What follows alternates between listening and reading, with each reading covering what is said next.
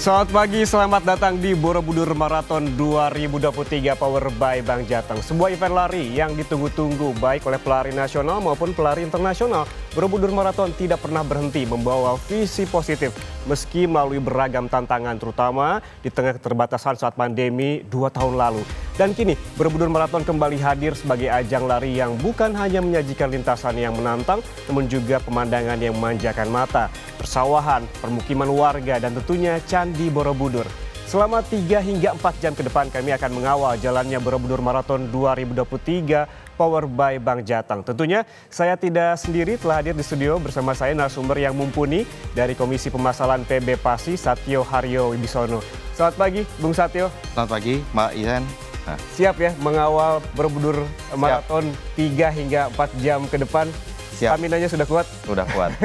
Bukan hanya mengawal, Bung Satyo ini juga memiliki pengalaman lari dari race ke race, bukan hanya nasional juga internasional, betul? Ya, betul Mas Ian. Itu artinya kita bisa berbincang sangat dalam mengenai Borobudur Marathon pada pagi ini hingga ya paling tidak hingga pukul 8 atau 8.30 pagi nanti. Dan saudara, selain Bung Satyo, nanti juga sekitar jam 6 pagi akan bergabung bersama kami di studio seorang perempuan cantik yang juga pegiat lari dan pernah mengikuti sejumlah event lari nasional full marathon dan half marathon. Ada Wanda Dwi Utari Putri dan nanti akan hadir sekitar pukul 6 apabila tidak ada berhalangan. Bung Satyo, kita ke Borobudur Marathon 2023 Power by Bank Jateng. Ini ada kerjasama dengan PB Pasi begitu. Dari pandangan PB Pasi, Borobudur Marathon ini sudah konsisten sekali melaksanakan event lari paling tidak yang tercatat di tahun 2017 sudah ada visi dan misi yang jelas begitu. Pandangan dari PB Pasi seperti apa terhadap Borobudur Marathon? Oke, Borobudur Marathon sejak diorganize oleh Kompas ya, menurut saya menjadi event yang sifatnya itu memiliki visi yang sangat bagus, terencana, struktur perlombaan disiapkan dengan begitu baik, dan Borobudur Marathon termasuk event sebagian kecil event yang mendapatkan sanction dari PB Pasi.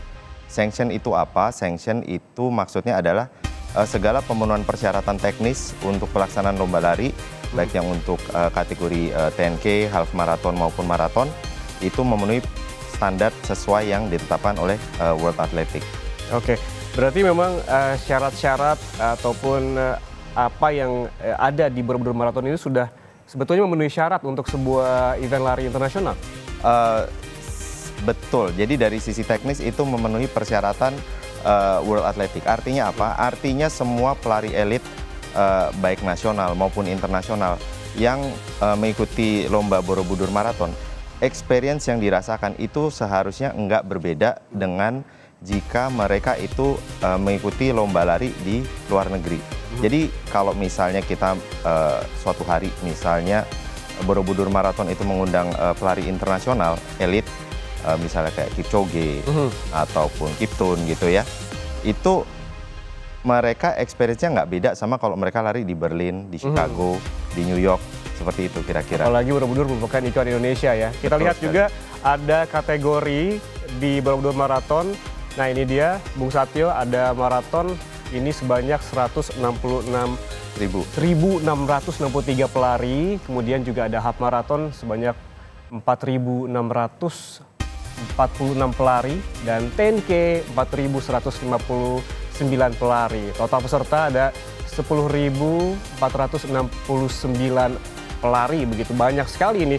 Sebetulnya kalau kita lihat juga yang mendaftar ada sekitar 24.000 peserta, namun yang memang ada kuota begitu ya, ada batasnya karena memang dari lintasan dan juga idealnya seperti apa, ini yang dihadirkan ataupun yang ada di Borobudur Marathon 2023 Power by Bank Jateng. Dan total hadiah yang akan diterima nantinya ini ada sebesar 2.760 juta rupiah. Ini sebuah angka luar biasa dan juga sebuah pemicu semangat ya untuk lari. Karena memang berlari itu tidak hanya dilakukan pada hari H, tapi juga butuh latihan terutama untuk full marathon dan juga half marathon, termasuk juga 10K begitu ya. Betul. Bung Satyo.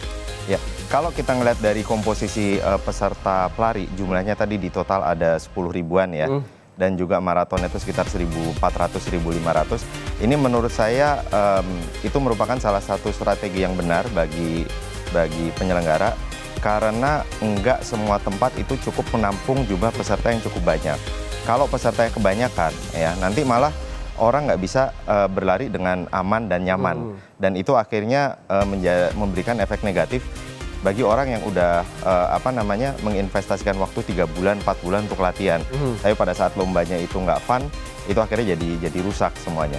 Makanya dengan komposisi peserta yang dibatasin, itu merupakan salah satu bentuk upaya untuk memberikan event yang aman dan nyaman bagi pelari.